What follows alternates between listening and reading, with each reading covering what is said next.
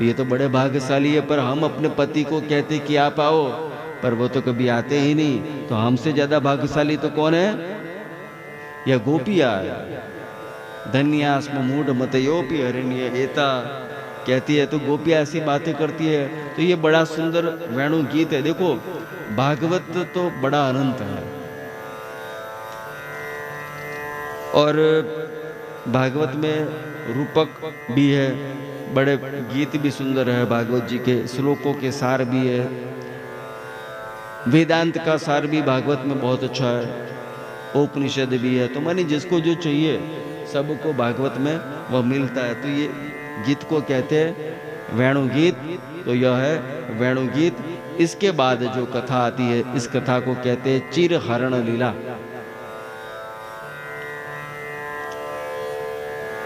कहते हैं कि गोपियां, सुखदेव जी महाराज अपनी भाषा में कहते हैं कि हेमंते प्रथमे मासी नंद व्रज कुमारिका चेरुर हविष्य भुंजाना कात्यायन यर्चन व्रतम। जब हेमंत मास जब आया, तो हेमंत मास में, तो हेमंत ऋतु और हेमंत ऋतु के पहले ही महीने में अर्थात मार्गशीर्ष महीने में नंद बाबा के व्रज की कुमारिया माता कात्यायनी देवी की पूजा कर रही थी। और कात्यायनी माता की जब पूजा कर रही थी तो मन में प्रेम से माता जी से मांग रही थी कि कात्यायनी महामाये महायोगिन्यधीश्वरी नंद गोपा सुतम देवीम पतिम में कुरुते नमः। सुखदेव जी महाराज कहते कि इति मंत्रम जपन्त्यस्याः पूजाम चक्रु कुमारिका। तो इस तरह से जब कुमारिका मिट्टी की कात्यायनी माता की मूर्ति बनाकर जब पूजा करती थी, तब यमुना जी में जब एक बार स्नान करने गई तो ठाकुर जी ने देखा, और ठाकुर जी ने जब देखा तो ठाकुर जी ने इनके चिरहरण लीला की। तो चिरहरण की लीला सुखदेव जी महाराज ने परीक्षित राजा को सुनाई। चिरहरण के प्रसंग में मनोभाव यह है कि जीवन में तप के द्वारा फल की सिद्धि क्या है? मनोनिग्रह, हमारा मन का, क्योंकि इंद्रियों तो मन के अधीन है, और मन का निग्रह कैसे हो? अच्छा, जो मन का निग्रह हो, तो मन निग्रह जब होता है तो मन रूपी चाबी से क्या किया जाता है? तो कि मन रूपी चाबी से फिर देहाध्यास से छूटने की बात है। अब जब देहाध्यास से छूटा जाए तो देहाध्यास से छूटने के बाद क्या होता है?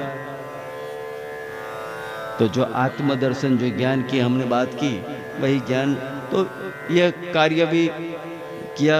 और एक अध्याय में 23वें अध्याय में यज्ञ पत्नियों पर भगवान ने बड़ी कृपा की। देखो भगवान की 4 स्त्रियों के साथ संबंध थे, गोपियों के साथ संबंध थे, भगवान की 16,108 रानियों के साथ संबंध थे, कुब्जा के साथ भगवान के संबंध रहे, और यज्ञ पत्नियों के साथ भगवान के संबंध रहे, पर चारों संबंध में श्रेष्ठ संबंध के साथ तो गोपियों के साथ जो संबंध था, इस संबंध को श्रेष्ठ माना जाता है।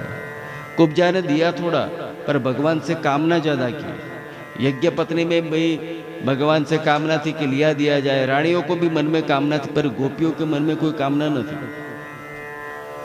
गोपियों के तो मन बड़ा ही विशुद्ध था। तो गोपियां तो बड़े प्रेम से भगवान की पूजा और सेवा करते थे। कहते हैं कि एक बार की बात है, सुखदेव जी महाराज परीक्षित राजा कहते हैं कि परीक्षित, भगवान श्री कृष्ण भगवान अपि तत्रैव बलदेवेन संयुतः अपश्यन् निवसन् गोपा निन्द्रिया कृतोद्यमानः। हे परीक्षित, भगवान श्री कृष्ण बलराम जी के साथ वृंदावन में रहकर अनेकों प्रकार की लीलाएं करते थे, और उन्होंने एक दिन देखा कि सब गोप और गोपी इंद्र याग की तैयारी कर रहे थे। तो भगवान कैसे है? तो कहते कि तदा विघ्नोपि भगवान सर्वात्मा सर्वदर्शन, सर्व आत्मा के आत्मा स्वरूप भगवान ने जान लिया कि कौन सी पूजा हो रही है। तो भगवान नंद बाबा के पास आए, और नंद बाबा के पास आकर कहा कि माता और सब ये कौन सी तैयारी कर रहे हैं। मैं माता जी के पास गया और कहा कि मैया भूख लगी है, मुझे खाने को दो। तो माता बोले कि जय जय हाई जाएगी, इसके बाद दे देंगे। ये जय जय किस बले का नाम है। अब 7 साल के कन्हैया तो बोला कि हम हर साल याग करते हैं। कौन सा याग करते हैं? तो कि इंद्र याग करते हैं। अच्छा, इंद्र याग करते हैं, तो इंद्र याग क्यों करते हैं? तो नंद बाबा बोले कि देखो इंद्र भगवान है। तो भगवान को लगा कि ये तो ठीक नहीं है। अब देखो ठाकुर जी ने जब अवतार लिया तो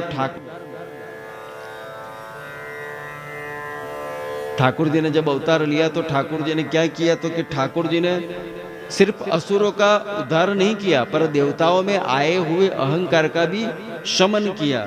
तो भगवान को लगा कि इंद्र का भी शमन करना चाहिए। तो भगवान ने कहा कि कर्मणा जायते जंतु कर्मणैव विलीयते सुखम दुखम भयम क्षेमम कर्मणैव अभिद्यते। हे पिताजी, आप जिसे भगवान कहते हो वो भगवान नहीं है। इंद्र न कोई किसी को मारने वाला है, न किसी को जीवन देने वाला है। इंसान मरता है तो कैसे मरता है? कि सुखम दुखम भयम क्षेमम। ये चारों जो है किसके कारण रहते हैं? तो कि कर्म नहीं, वह कर्म से ही होते हैं। तो इंद्र भगवान नहीं है, इसे आप भगवान मत मानिए। तो नंद बाबा भी सामने कहते हैं कि नहीं नहीं भगवान है। भाई तो देखो हम कौन है? तो कि ग्वाल। अच्छा, हम ग्वाल है तो क्या करते हैं? तो कि हमारी गैया चरती है, तब तो हमारा लालन पालन पोषण होता है ना कन्हैया। तो फिर नंद बाबा को कहा कि देखो आधे लोग इंद्र याग करे और आधे लोग इंद्र याग न करे। तो आधे लोग जिन्होंने इंद्र याग किया है, इन लोगों के खेतों में बारिश होगी, और जो आधे लोग जिन्होंने इंद्र याग नहीं किया है उन लोगों के खेतों में बारिश नहीं होगी। क्या ऐसा होगा क्या?